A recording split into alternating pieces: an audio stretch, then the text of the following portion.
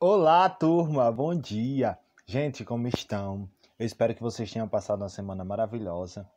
Mas hoje nós vamos continuar com nossos estudos, vamos continuar com nossa aula. E eu quero convidar vocês para pegar o livro, pois é, e abra aí nas páginas, a começar da página 136. Nós vamos falar hoje sobre literatura, tá? Um assunto bastante incrível, interessante, um assunto que nos chama, nos prende bastante atenção pela forma como ele é caracterizado. Hoje nós vamos falar sobre poemas. E aí, quem gosta de ler poemas, quem já leu poemas, quem tem essa vontade de escrever, por exemplo, eu amo escrever poemas, eu gosto, eu sou um escritor. E é um dos textos que eu acho muito peculiar para mim. É muito interessante, eu dou maior valor e eu acredito que se vocês começarem a ler, começarem a prestar atenção, conhecer um pouco melhor sobre esse gênero, vocês também com certeza irão amar. Então, vamos aí saber um pouquinho sobre o que é o poema, como é que ele se desenvolve, como são as suas características, quais são na verdade as suas características e vamos descobrir, aprender um pouquinho mais e claro, sempre temos não só aprender por aprender, mas a gente sempre tem um propósito em tudo daquilo que a gente aprende e com certeza isso trará benefícios para a nossa vida. E no caso aqui, vocês podem se tornar escritores, eu tenho certeza que vocês podem se tornar pessoas muito mais comprometidas com a literatura, pessoas que gostam de escrever, de expressar o que sente através da poesia do poema, a gente pode colocar para fora as nossas emoções, nossos sentimentos, aquilo que pensamos, aquilo que queremos ver acontecer, porque a poesia também ela traz essa questão não só da realidade, mas ela também pode tratar de coisas assim, digamos, é, de pensamento. Aquilo que a gente imagina, aquilo que a gente deseja, mas que ainda não é realidade. Podemos tratá-la em forma de ficção. Pois é, na poesia a gente tem essa liberdade. Mas vamos conhecer assim um pouquinho do gênero poema, tá bom? É um gênero textual muito expressivo, ou seja, você coloca para fora os sentimentos, você coloca para fora aquilo que você sente, aquilo que você pensa. Pois é muito interessante, né não? Na verdade, podemos dizer que é uma forma de arte, é verdade. Assim como todo artista utiliza diferentes recursos, ferramentas, linguagem para expressar suas ideias, o poeta também lança mão de recursos variados para produzir sentidos numa linguagem específica, a linguagem poética. Gente, na linguagem poética nós temos liberdade. Na linguagem poética nós podemos colocar coisas que não necessariamente acontecem na realidade, como eu estava falando há pouco tempo. Então nós podemos tratar com a ficção, com algo que a gente cria, com algo que a gente inventa. Então a gente tem essa liberdade que é muito interessante, é muito especial. Aí a gente vai estudar aí sobre direitinho o que é um poema. Nós vamos ver também que ele é marcado pela subjetividade, justamente essa algo íntimo do autor. É algo que ele coloca para fora daquilo que pensa, daquilo que ele sente. Então vai ter bastante subjetividade, vai ter bastante sentimento, bastante emoção. Tudo isso particular da pessoa que escreve. E eu vou já explicar algo bem interessante sobre isso, tá bom? Aí vem pela também tem a polissemia, ou seja, tem vários sentidos diferentes. Você, por exemplo, de acordo com aquilo que você tem de conhecimento de mundo, de acordo com aquilo que você já ouviu, que você conhece, de acordo com as suas experiências, de aquilo que você já passou, você vai ter um entendimento diferente de um texto, diferente de outra pessoa. Ou seja, umas duas pessoas ou mais podem ler o texto e cada uma, o mesmo texto, cada uma pode entender algo diferente.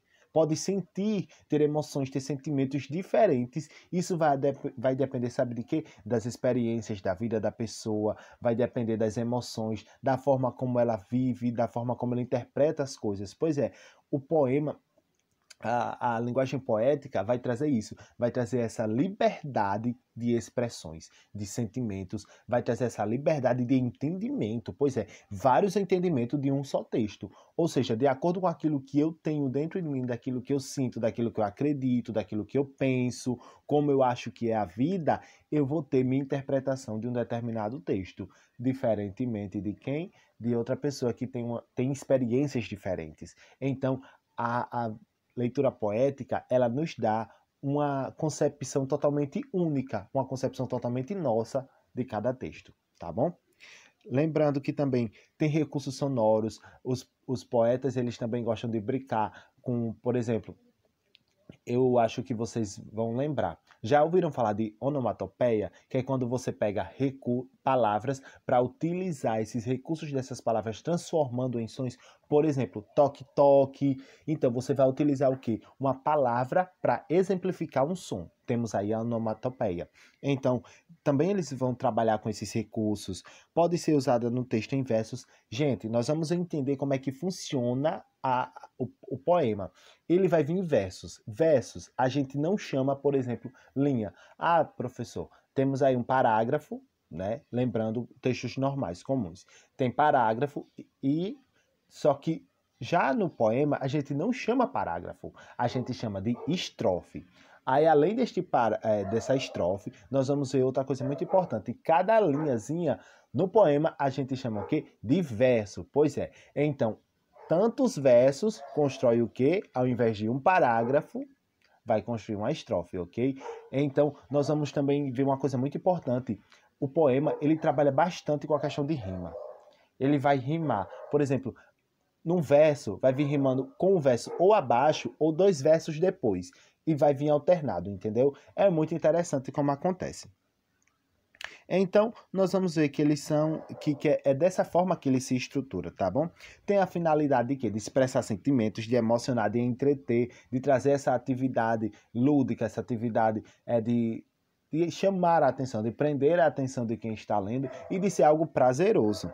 O locutor, ou seja, a pessoa que escreve, a pessoa que cria, é o poeta. E onde é que vemos esses textos? Em jornais, em revistas, em livros. Existem pessoas que gostam de escrever livros de poemas. É muito interessante. Eu, particularmente, amo fazer isto.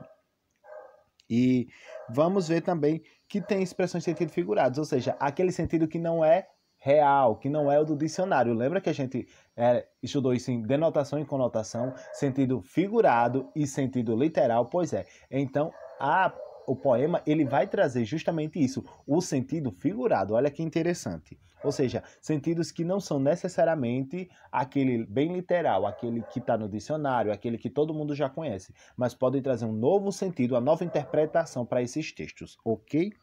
E lembrando que também vai ter palavras repetidas justamente para rimar. Aí nós vamos lá para a página agora, página 145. O que tem a dizer na página 145? Falando do eu lírico. Aí você me diz, professor, quem é o eu lírico? O eu lírico ou o eu poético, né, a pessoa do poema, a pessoa que está em evidência neste poema, não vai ser necessariamente o autor. Vai ser aquela voz de expressão, aquele sentimento, o que está se evidenciando neste poema. Não necessariamente precisa ser a pessoa que está escrevendo. Vou exemplificar para facilitar para vocês. Por exemplo, o poeta, a pessoa que escreve, que cria o texto, o poema, ele pode falar sobre uma mulher, sobre um menino, sobre um ancião, né, uma pessoa independente do sexo e idade, não importa. Aí nós vamos ter, além disso, o que? A pessoa se expressando sobre algo totalmente diferente daquilo que a pessoa que escreveu está sentindo.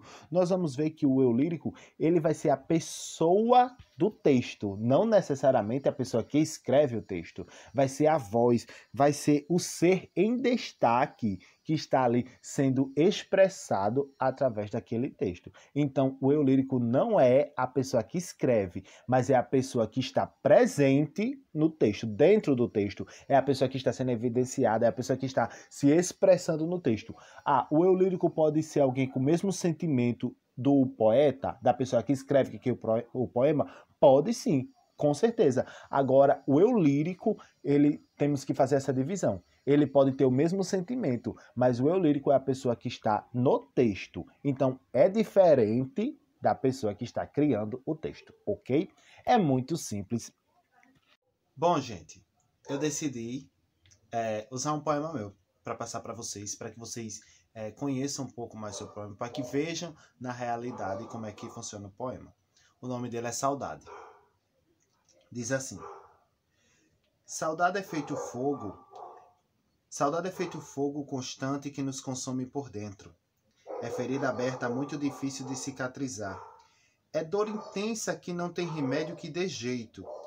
É uma represa estourada sem que se possa estancar. E nesta represa o rio que corre é feito de lágrimas. É sangue que se esvai de nossa alma. É desejo louco do que se perdeu. É desespero de querer encontrar aquilo que se foi e tornou-se o motivo da dor que insiste em assolar. Saudade é tristeza grande que aperta o peito, faz o coração doer, gemer, sofrer e chorar. É mais forte que tiro que atravessa qualquer bloqueio. É o gosto mais amargo que se pode provar. Bom, eu posso falar de saudade, digamos assim, né? Porque, como vocês sabem, eu perdi a minha mãe faz 3 anos, então saudade é algo que mexe muito comigo. E como eu disse a vocês que o tema, o poema, ele traz temas, traz expressões, traz experiências, enfim, tudo isso da pessoa que escreve, do autor, do escritor. Então aí, por exemplo, eu falo de saudade, mas não quer dizer que tipo, eu esteja triste demais, eu esteja depressivo, não. Mas o eu lírico, ou seja, a pessoa em evidência no texto, é alguém que está com saudade, é alguém que está sentindo a falta de alguma coisa. Então, notaram aí o que significa o eu lírico, a diferença do escritor? Por exemplo, eu posso falar de saudade porque é algo que eu conheça. Então, o que eu vou fazer? Eu vou fazer com que o eu lírico, ele expresse esta saudade. Então, eu vou trazer a minha intimidade, os meus sentimentos, as minhas emoções para o meu texto, mas quem vai viver isso aí é o eu lírico, ok? É a pessoa em evidência no texto. Gente, eu quero deixar para vocês as atividades de hoje, que são das páginas 137, 138, 145 e 146, tá bom? Tenham uma excelente semana abençoada. Eu conto com a colaboração, com a participação de todos vocês. Lembrando que depois eu vou corrigir os livros. Também no final deste mês nós vamos ter aula ao vivo, ok? Então eu vou tirar a dúvida de vocês, eu vou entrar ao vivo com vocês, eu estou morrendo de saudade e eu tenho certeza que vai dar muito certo, tá bom? Então fique ligado, continue prestando atenção nas aulas, não só minha, mas de todos os professores, tá bom? Até semana que vem, tchau!